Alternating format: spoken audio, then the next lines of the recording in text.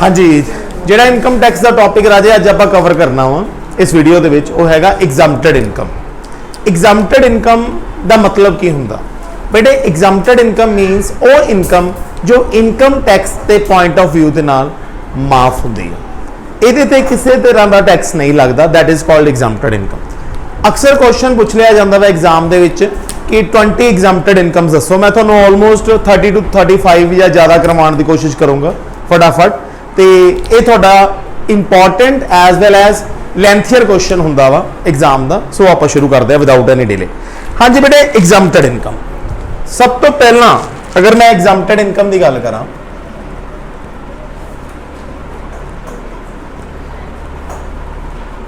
From first number that is agriculture income. In India, if you are doing the work of agriculture, if you have engaged yourself in agriculture, then it is totally exempted. Agriculture ਦਾ ਕੰਮ ਕਰਨ ਵਾਲੇ ਬੰਦੇ ਦੀ income totally exempt ਹੁੰਦੀ ਹੈ, whether he is doing agriculture at its own level, ਚਾਹੇ ਉਹ ਖੁਦ ਕਰ ਰਿਹਾ, at he has given his land to the some other person on a rent, ठेके दे ਦਿੱਤੀ ਹੋਈ ਹੈ ਜ਼ਮੀਨ and you are getting rent from it, ਤੁਸੀਂ ਉੱਤੋਂ ਤੁਹਾਨੂੰ ਕਿਰਾਇਆ ਮਿਲ ਰਿਹਾ, that is also an agriculture income, ਉਹ ਵੀ exempt ਆ। third one is you have made a building which is just apparent to an agriculture land, ਕੋਈ building ਜਿਹੜੀ agriculture land ਦੇ ਬਿਲਕੁਲ ਨਾਲ ਤੁਸੀਂ ਬਣਾਤੀ ਆ, ਜਿਹਨੂੰ ਤੁਸੀਂ ਵੀ यूज ਕਰ ਰਹੇ ਹੋ, ਬਾਕੀ ਵੀ यूज ਕਰ ਰਹੇ as a godown ਜਾਂ for other purpose, that is used and you are getting rent of it, ਤੇ ਤੁਹਾਨੂੰ ਉਹਦਾ ਕੀ ਮਿਲ ਰਿਹਾ? ਕਿਰਾਇਆ ਮਿਲ ਰਿਹਾ। then all these three incomes are covered under agriculture income. पहली जो खुद एग्रीकल्चर करो, when you are doing the agriculture at your own level. second, when you have given your agriculture land for rent, ठेके दे देती अपनी agriculture land, but जेडे जिन्होंने ठेके दे दी है that is also doing agriculture on it, वो भी ਉਹਦੇ ਤੇ ਕੀ ਕਰਦਾ ਹੋਣਾ ਚਾਹੀਦਾ ਵਾ? एग्रीकल्चर करदा। तीजा, if there is a building which is just apparent to the agriculture land owned by you and you are given it to the for rent as a godown, किसी तरह godown के तौर पे तुसी वो building देती, so that will be also considered as an agriculture income। समझ आ गई? and the all three incomes covered under agriculture income are exempted from income tax point of view। एक ही होंदी है जी, माफ होंदी है, चाहे खुद एग्रीकल्चर कर लो, चाहे एक एग्रीकल्चर किराए ते ले लो, चाहे उत्ते बिल्डिंग बना के किराए ते दे दो। बट बिल्डिंग मतलब वो नहीं है कि commercial building just like godown, और बिल्डिंग जी just like apparent to the agriculture land, मतलब एग्रीकल्चर लैंड के नाल होनी चाहिए है। ठीक है। सो सैकेंड पॉइंट जो है जी, share of income from farm. Second point,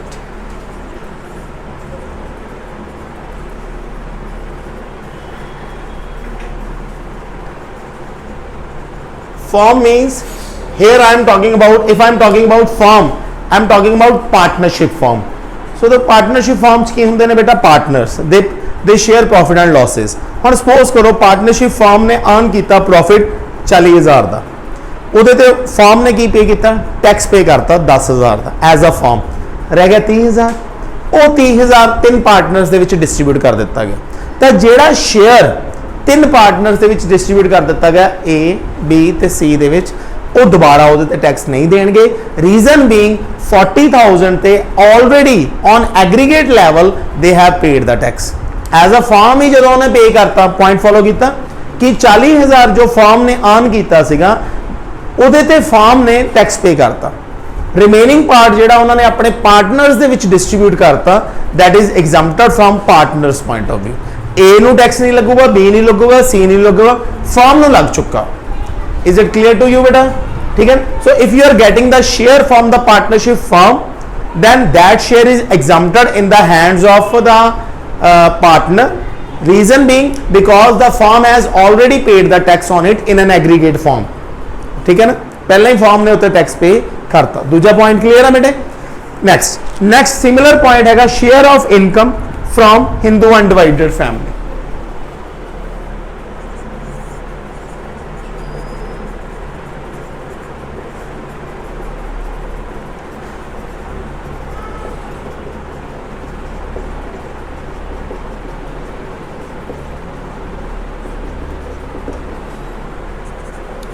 share of income from Hindu undivided family, just like partnership। Hindu undivided family की होंगे, पार्टनर्स होंगे ने। In Hindu undivided family we have members. and one is karta, who is regulating the members or regulating the business or controlling the business, managing the business. की कीता Hindu undivided family ने profit कमाया, उन्होंने उत्ते की पे किया, टैक्स पे करता, रिमेनिंग पार्ट जिहड़ा सीगा ਉਹ ਉਹਨਾਂ ਨੇ ਆਪਣੇ ਮੈਂਬਰਸ ਦੇ ਵਿੱਚ ਕੀ ਕਰਤਾ, ਡਿਸਟ੍ਰੀਬਿਊਟ ਕਰਤਾ। I repeat once again, Hindu undivided family ने प्रॉफिट कमाया, प्रॉफिट के उत्ते उन्होंने की किया, टैक्स पे किया, रिमेनिंग पार्ट उन्होंने अपने मैंबरस दे विच डिस्ट्रीब्यूट करता। जिन्ने भी मैंबरस नूं शेयर मिलिया वो सारा की है exempt, they will not pay tax on it, ਉਹਦੇ ਤੇ टैक्स पे नहीं करना। Is it clear to you और नॉट? ठीक है, ओके। नेक्स्ट है बेटे scholarship.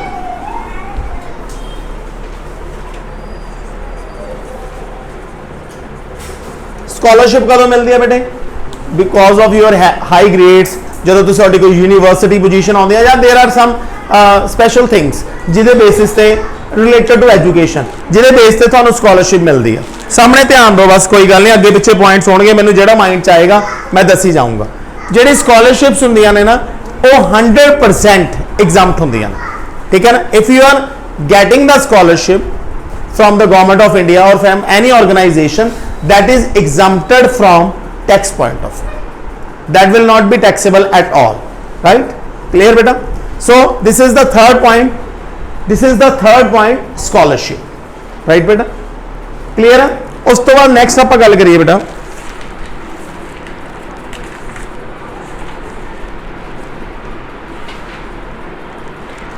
allowances and perks paid by government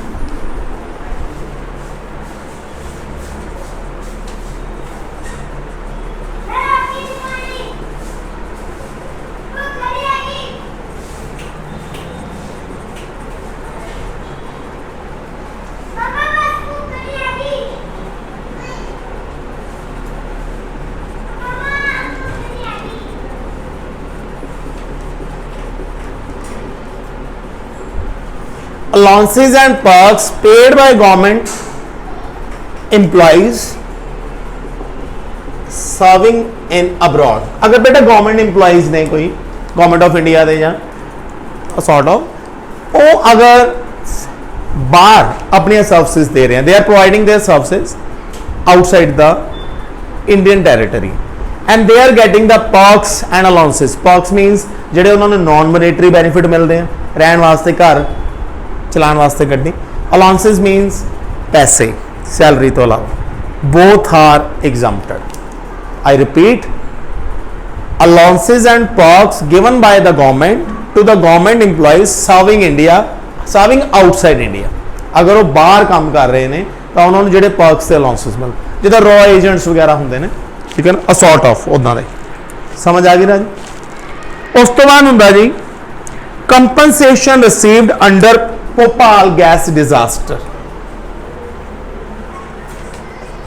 compensation under Bhopal gas disaster. बेटे बहुत बड़ा डिजास्टर होया सी जो गैस लीक हुई सी, ठीक है ना, उहदे विक्टिम्स हजे तक पाए जाते हैं। Still they the effect of this disaster is continuing generation by generation. तो उस डिजास्टर के कंटैक्सट दे विच, उस डिजास्टर के कंटैक्सट दे विच अगर कोई गवर्नमेंट कुछ कंपनसेशन दिंदी है बंदियां नूं जिन्हों मर्जी कि भोपाल गैस डिजास्टर दे विच विक्टिम सीगा या इहनूं इहदे नाल इह होया, ठीक है ना, इहदा श्योरिटी हैगा, that will amount that they get is exempted from, क्योंकि पहला ही उन्हां दा बहुत नुकसान हो चुका है ना। उस तो बाद आंदा जी compensation received in any disaster by the government। compensation received in any disaster। कोई भी जिदा कह सकते हो तुसी अर्थक्वेक आ जाता, सुनामी आ जाती है, there are so many natural disaster that took place in a country, है ना। So in all these disasters if you are getting a sort of compensation from the government of your country, then that is exempted from, we are talking about Indian country है ना, ते सानू अगर कोई भी disaster होने दे उत्ते कोई कंपनसेशन मिलता वा, so that is exempted, ठीक है ना, कोई भी डिजास्टर हो सकता। ठीक है, right.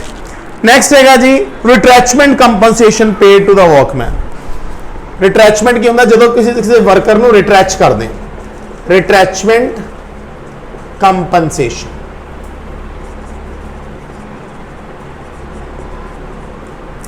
Paid to the workman, ठीक है।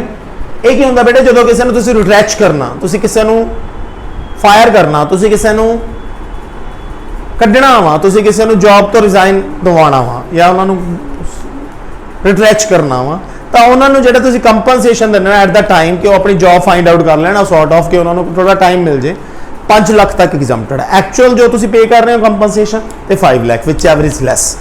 ਉਸੇ ਤਰ੍ਹਾਂ ਇਹੀ ਚੀਜ਼ ਇੱਕ ਹੈਗਾ ਰਿਟਾਇਰਮੈਂਟ ਕੰਪਨਸੇਸ਼ਨ, ਜਿਹਨੂੰ VRS ਕਹਿ ਦਿੰਦੇ ਨੇ। Same a sort of retirement compensation VRS।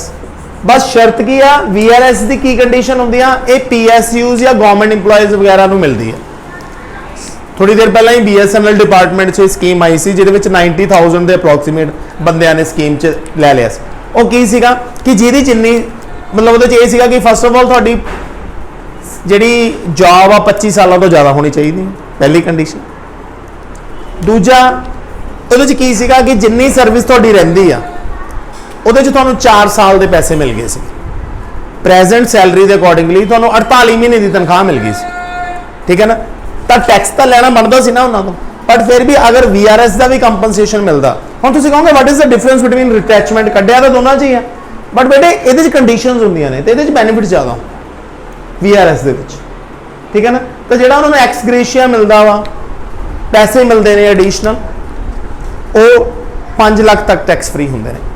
Limit दोनों की सेम आ एक्चुअल और 5 लाख, बट मैं तुम्हें डिफरेंस दसदा। रिट्रैच अलग चीज़ है, रिट्रैचमेंट कंपनसेशन अलग चीज़ है, VRS अलग चीज़ है। VRS के बहुत कंडीशनस होंदियां ने कि बंदे की इन्ने साल की सर्विस होनी चाहिए है, फिर VRS मिलती गवर्नमेंट ऑर्गेनाइजेशंस बेसिकली। समझ आ गया? VRS means voluntarily retirement scheme. नाले दूजी गल कढ़िया नहीं आता, you have the option whether you want to take or not. ये भी एक पॉइंट आ। VRS आ voluntarily, I am not pushing you, I am not है ना थ्रैटनिंग यू, थोड़ी मर्जी आ, लैनी लो नहीं तो ना लो। समझ आ गई मेरी? रिट्रैचमेंट तो फिर तुहानू पता ही है, वो तो फिर अगले ने तोड़ना ही। उस तो बाद हुंदा जी any sum received under LIC, any sum received under LIC। LIC के अंडर हम हम सारी उम्र आप किस्तां भरते हैं, we are paying the premier to the life insurance corporation of India, and at the end या तो साडी family if the death occurs earlier than the maturity date, maturity तो पहला डेथ हो जाए, then your family will get the amount. Fortunately if you are surviving and your policy is of that type कि maturity तो बाद थानू भी पैसे मिल जाएंगे। कई ने तो पॉलिसी डेथ की कराई होंगी है ना। So the amount which you will get is exempted from income tax plan. जिन्ना भी पैसा मिलूगा थोड़ा ही आ, सारी जिंदगी दिता ही आ, वही चीज। Is it clear to you और नॉट? नेक्स्ट पॉइंट है जी payment from statutory provident fund.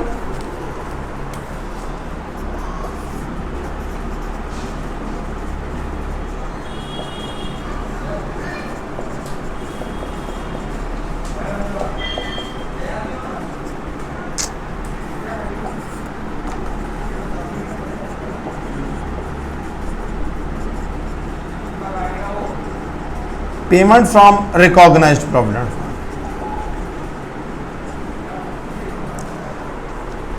Statutory provident fund होंदा बेटे गवर्नमेंट इंप्लॉइज का जिहड़ा फंड कट्टिया जाता हर महीने सैलरी चो कट्टिया जाता वा। इंप्लॉयर भी कंट्रीब्यूशन करता वा, इंप्लॉय भी कंट्रीब्यूशन करता वा, फिर वो पैसा रिटायरमेंट के टाइम पर मिलता वा। By chance in the mean time अगर थोड़ी बेटी की मैरिज आ, बच्चों की एजुकेशन आ, वो उस फंड चो पैसा कढ़ा लेने हो, that is exempted.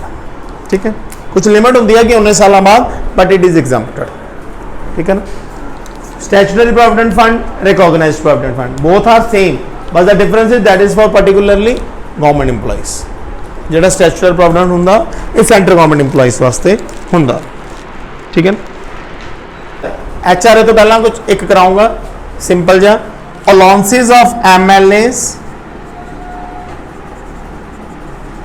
MLA MP इन्होंने सारे अपने अलाउंसेस माफ़ कराए हुए हैं, मतलब इन्होंने जो भी अलाउंसेस पे किए जाते हैं इनकम टैक्स के पॉइंट ऑफ व्यू नाल वो की ने एग्जाम्प्ट ने। ठीक है, उस तो बाद आप गल करते हैं income of a news agency.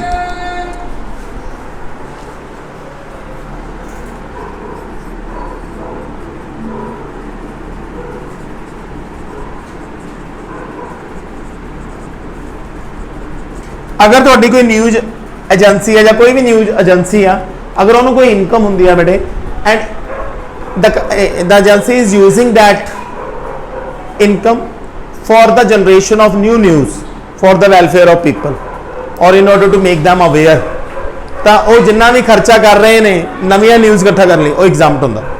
But I try to say कि you are earning the money but you are spending it in collecting the information for the people. तुसी न्यूज़ चैनल तो पैसा कमाया एजेंसी ने पर वो न्यूज़ इकट्ठा करने लगाया, सो दैट इज एग्जाम्पल। ठीक है, उसी तरह income of a research association same way दे नाल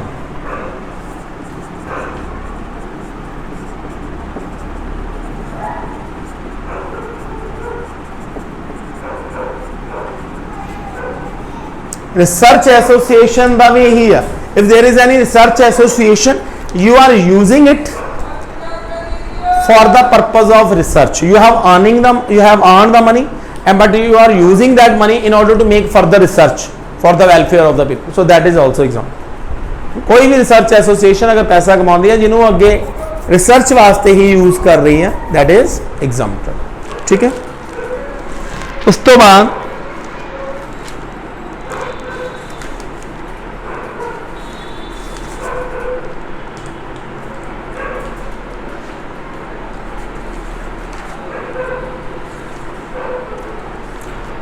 इनकम ऑफ अ चाइल्ड।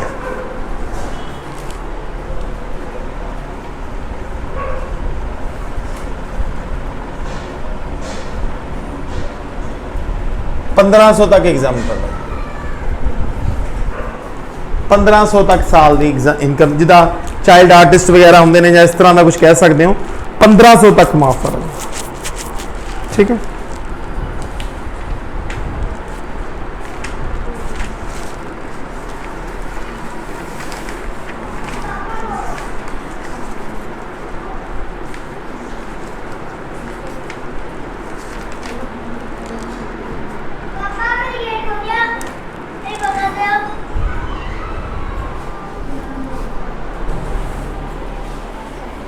ऊपर चलो। उस तो बाद है बेटे interest paid to non resident.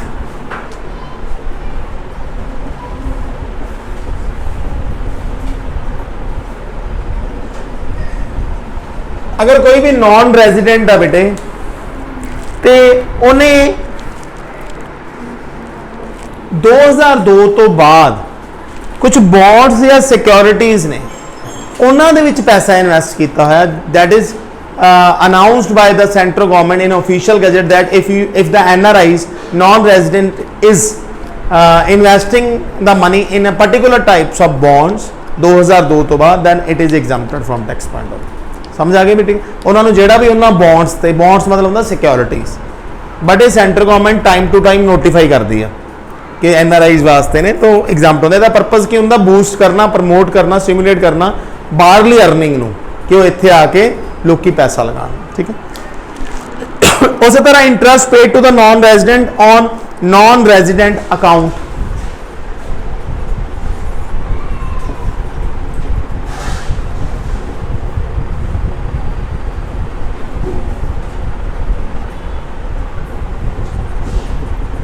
जिन्होंने नॉन रेजिडेंट एक्सटर्नल अकाउंट भी कह दिता जाता।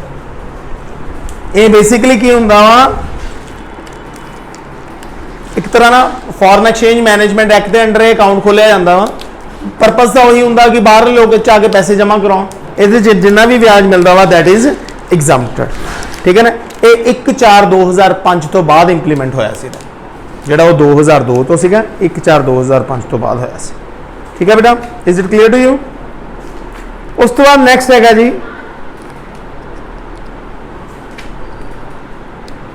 Income by way of tax on perks. Income by way of tax on perks. जिदा फॉर एग्जाम्पल साडे इंप्लॉयर ने साडे पर्क्स ते टैक्स पे करता। हुण जिहड़े पर्क्स हुंदे ने, I have already told you that is in non monetary form. रहण लई घर देता, चलाण लई गड्डी देती, बट इत्ते भी टैक्स पे करना पैंदा। इन्हां दी मोनेटरी वैल्यू पता कीती जांदी है, कैलकुलेट करनी सिखाऊंगा। When I will show you how to calculate the salary of a person, concern बंदा, कंसर्न परसन की जो आप कढ़ांगे सैलरी कड्ढनी, दैन उस केस दे विच फिर मैं तुहानूं सिखाऊंगा कि पर्क्स नूं मोनेटरी फॉर्म च किद्दां कड्ढीदा। There are rulings that you will have to follow. You are following my point. But अगर तुहाडा इंप्लॉयर तुहाडे पर्क्स का टैक्स पे कर रहा, तो एक तरह नाल तुहाडी इनकम है ना यार। तुहाडा टैक्स अगर कोई होर पे कर रहा तो तुहाडी इनकम ही हुई, तुहाडे खर्चे कोई होर कर रहा, then is exempted. If your employer is paying the tax on your perks, that is exempted. ठीक है। Payment received from Sukanya Samriddhi account.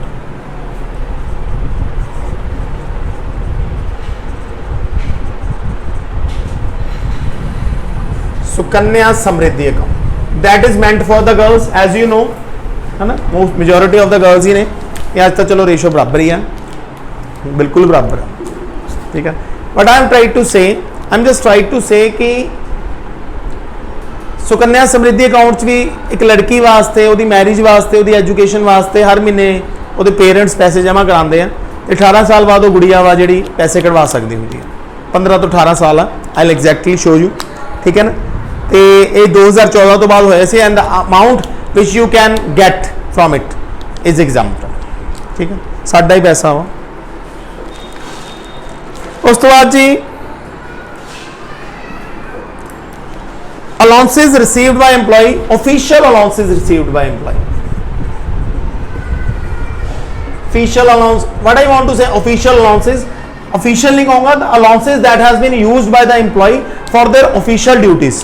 जिदा मैनू चंडीगढ़ का काम किसी ने कहता कि जा यार ये डॉक्यूमेंट सबमिट करवा के आओ तू चंडीगढ़ जाके, official and they give me the allowance that I have spent it in going and coming to Chandigarh, then it is exempted from tax penalty। Is it clear? ठीक है sir? Is it clear? So all the allowances that is paid by the organization to you ਤੁਹਾਨੂੰ pay ਕੀਤੇ गए ने, but you are using it for doing your assigning your providing doing your official duties, so that is exempted from tax penalty। ठीक है? Okay। उस तो बाद आ जाओ जी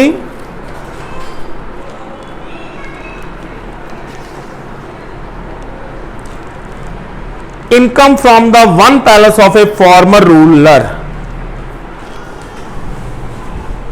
one palace of a former ruler, किसे पुराने राजे दे एक महल नूं अगर तुसी किराए ते दिता होया वा तो उहदे ते जिहड़ा तुहानूं किराया आ रहा वा that is exempted. Cut it, that is exempted. दो होंगे, the one is exempted and the second one is not. I am repeating once again, if you are getting, if there is a palace of a former ruler and you have given it to the on let out basis, you have given it for the let out purpose and you are getting rent of it, then it is exempted। but एक palace दा, एक palace में की कहांगे, एक राज महल दा, ठीक है ना। जे पुराने किसी दे राजे महाराजियां दे महल चलते आ रहे हैं, है ना। ये एक एग्जाम्पल है पटियाले वाले जिहड़े अपने अमरिंदर सिंह जी ने, है ना। ओह उस तो बाद आप गल करते हैं जी family pension received by the family member of armed forces. Family pension, armed forces during service, उन्होंने डेथ होगी, शहीद जिन्होंने कह देंगे हैं, उन्होंने जी फैमिली पेंशन लगती है उन्होंने वाइफ नूं या वटएवर भी, जे किसी की वाइफ भी शहीद हो सकती है, बहुत घट सुनिया वा बट हो सकती है, ठीक है। शहीद तो कोई भी हो सकता, तो फिर वो हसबैंड नूं पेंशन लग जाए उन्होंने बिहाफ से, ठीक है। राइट, मैं गल की कर रहा हाँ कि अगर कोई भी शहीद दे फैमिली नूं फैमिली पेंशन मिलती है arm forces, that is example. But वो जिहड़ा ਉਹਦੀ ਡੈਥ ਹੋਈ ਹੋਣੀ ਚਾਹੀਦੀ ਆ, ਉਹ ਹੋਣੀ ਚਾਹੀਦੀ ਹੈ ਇਨ ਦ ਕੋर्स ऑफ ऑपरेशनल ड्यूटीज। ठीक है। उस तो बाद family pension received by the winners of gallantry awards, जिदा परमवीर चक्र, महावीर चक्र, वीर चक्र, इदा के जोड़े स्टेट लैवल के या सेंटर लैवल के जोड़े गैलेंट्रीज अवार्ड होंगे ने उन्होंने लोगों को जी पेंशन मिलती है। Pension received by the holder of gallantries award, वो भी एग्जाम्पल। ठीक है। नैक्सट है income of a local authority, जिदा म्यूनसिपैलिटीज़ बनिया होंदियां ने या जिहड़ियां उन्हां दी जिहड़ी इनकम आ जिहड़े मर्जी हैड तो होवे, वो example. Income of a local authority,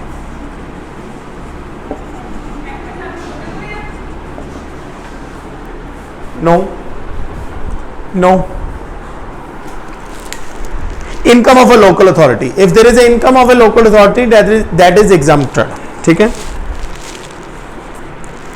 उस तो बाद आप चलते हैं इनकम ऑफ IRDA की होंदा है,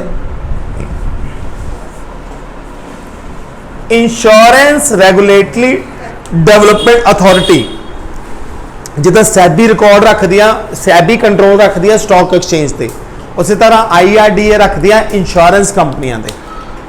इस रेगुलेटरी बॉडी की जी भी इनकम होंगी है that is exempted from tax. ठीक है। ये तो सीगे जी 26 पॉइंट्स। हुण जिहड़े 4 मेन पॉइंट्स ने वो मैं एलैबोरेट करने हैं, वो मैं तुहानूं कराना। ये क्लीयर आ? हुण जिहड़े मेरे 4 मेन पॉइंट आ वो मैं कराने।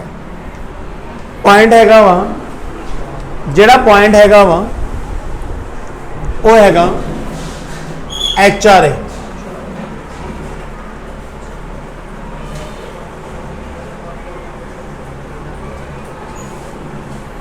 House rent allowance. HRA बेटे हाउस रेंट अलाउंस पता ना की होंदा? नहीं पता मैं दस देना। मतलब थानू इंप्लॉयर वालों किराए ते रहने लई जिहड़ा अलाउंस मिल रहा है HRA। if you are residing at your own house or living at your own house then it is fully taxable। गल सुन लो मेरी, फिर तक आदि गल है ना, जब तुम अपने घर च ही रह रहे हो। But if you are living in a rental house then actual HRA जिन्ना तुहानूं मिलदा पिया, rent paid minus 10% of salary. तीजा पॉइंट 40 और 50% ऑफ सैलरी। साल की गल कर रहा मैं इत्थे, विच एवर इज लैस, जिन्ना मिल रहा जो मिल रहा you are getting actual HRA, ਉਹਦੇ ਵਿੱਚੋਂ ਇਹਨਾਂ ਤਿੰਨਾਂ ਦੇ ਵਿੱਚੋਂ ਜਿਹੜਾ ਹੋਊਗਾ ਇਹਨਾਂ ਤਿੰਨਾਂ ਦੇ ਵਿੱਚੋਂ ਉਹ ਐਗਜ਼ਾਮਟ ਹੋ ਜਾਊਗਾ। ਸਮਝ ਆਈ ਗੱਲ ਕਿ ਨਹੀਂ? ਪ੍ਰੈਕਟੀਕਲੀ ਕਰਨ ਵਾਸਤੇ ਜਦੋਂ ਮੈਂ ਸੈਲਰੀ ਕਰਾਉਂਗਾ ਉਹਦੇ ਵਿੱਚ ਮੈਂ ਡਿਟੇਲ ਚ ਦੱਸੂਗਾ। ਨੈਕਸਟ ਪੁਆਇੰਟ ਹੈਗਾ ਜੀ ਅਨਕਮਿਊਟਡ ਵੈਲਿਊ ਆਫ ਪੈਨਸ਼ਨ। ਜਦੋਂ ਬੰਦਾ ਰਿਟਾਇਰ ਹੁੰਦਾ ਨਾ ਤਾਂ ਉਹਨੂੰ ਪੈਨਸ਼ਨ ਲੱਗ ਜਾਂਦੀ ਹੈ monthly. If you R getting the pension monthly then it is fully taxable। I repeat, if you are getting the monthly pension then it is fully taxable। but ਉਹਨੂੰ ਕਹਿੰਦੇ ਨੇ ਕਿ monthly pension ਹੋਗੀ। ਠੀਕ, ਜਦੋਂ ਤੁਸੀਂ ਇਹਨੂੰ commute ਕਰਾ ਲੈਂਦੇ ਹੋ, ਠੀਕ ਹੈ ਨਾ, commuted value of pension, ਮੈਂ ਇੱਥੇ uncommute ਲਿਖ, sorry, commuted value of pension that is tax, that is exempted। commute ਮਤਲਬ ਤੁਸੀਂ ਇਕੱਠਾ ਪੈਸਾ ਲੈ ਲੈਂਦੇ ਹੋ ਜਦੋਂ ਆਪਣੇ ਪੈਨਸ਼ਨ ਦੇ। ਠੀਕ ਹੈ। ਗਵਰਨਮੈਂਟ EMPLOYEES ਨੂੰ ਪੂਰਾ ਮਾਫ ਹੁੰਦਾ ਜੀ, फुल एग्जाम्प्टेड। ਜਿਹੜੇ दूसरे EMPLOYEES ने, अदर EMPLOYEES ने, ਉਹਨੂੰ ਦੋ ਪਾਰਟਸ ਵੰਡ ਲਿਆ ਜਾਂਦਾ ਕਿ ਅਗਰ ਤੁਹਾਨੂੰ ਨਾਲ ਗ੍ਰੈਚੁਇਟੀ ਦਾ ਪੈਸਾ ਵੀ ਮਿਲ ਰਿਹਾ ਤਾਂ ਤੁਹਾਡਾ 1/3 ਆਫ ਕਮਿਊਟਡ ਪੈਨਸ਼ਨ ਮਾਫ ਆ, ਤੇ ਅਗਰ if you are not getting the gratuity then ਤੁਹਾਡਾ ਹਾਫ ਆਫ ਕੰਪਿਊਟਡ ਪੈਨਸ਼ਨ ਮਾਫ ਆ। ਦੋ ਚੀਜ਼ਾਂ। आई रिपीट वंस अगेन कि अगर थानू ना, मैं दोबारा रिपीट करदा, ये वो पेंशन आ जिहड़ी पेंशन का पैसा तुसी रिटायरमेंट ते इकट्ठा लै रहे हो या डेथ तो बाद जो भी वटावर भी केस बनता, हाफ माफ आ पैसे का जिहड़ा तुसी लै रहे हो। If you are not getting the gratuity, but if you are getting the gratuity then 1/3 माफ। ठीक है, क्लियर है जी? दूसरा पॉइंट है। ठीक है, इनू कहते हैं commuted value of pension. Next हैगा जी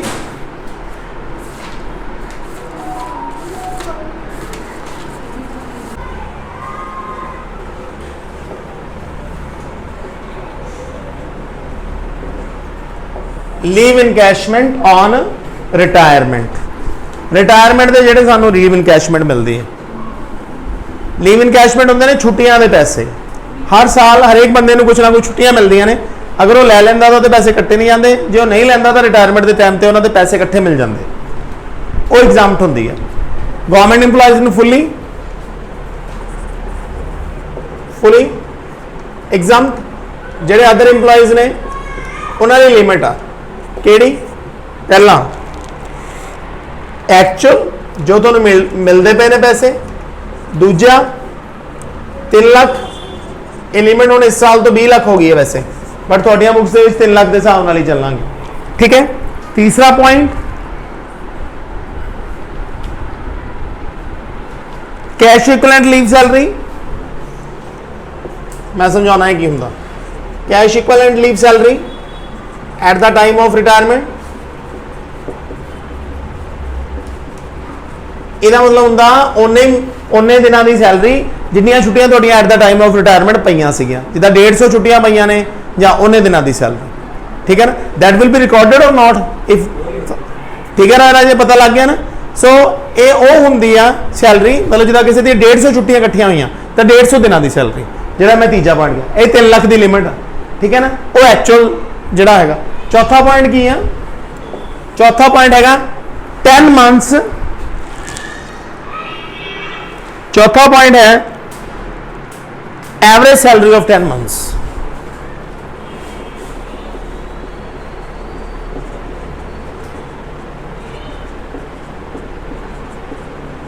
एवरेज सैलरी ऑफ 10 मंथ्स, इन्हां चारां दे विचों विच एवरेज लैस, जो तुहानूं एक्चुअल मिलिया, जो तुहानूं एक्चुअल मिलूगा उहदे विचों विच एवरेज लैस माफ होके बाकी टैक्सेबल हो। एक्चुअल जो मिलना उहदे विचों इन्हां चारां दे विचों जिहड़ा लैस आ ओह माफ हो मिलिया। सपोज करो 50,000, एक्चुअल जिहड़ा लैस होया 10,000, दैन 10,000 माफ आ, 40,000 ते की लगूगा, टैक्स लगूगा। Last point gratuity. ग्रैचुटी ये सारे बेटे रिटायरमेंट बेनिफिट ने, रोज रोज नहीं मिलने।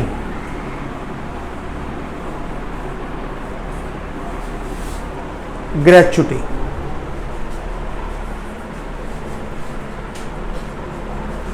हाँ जी, ये की है जी ग्रैचुटी। अगेन दे आर कॉलिंग ग्रैचुटी की हुंदा वा, जिहड़ा आपनों रिटायरमेंट के टाइम ते फंड मिलता वा, उस तो अपने प्रोविडेंट फंड तो इलावा गवर्नमेंट इंप्लॉइज वास्ते ये भी किया fully exempted, but other employees के 2 इंप्लॉइज आ जाते हैं।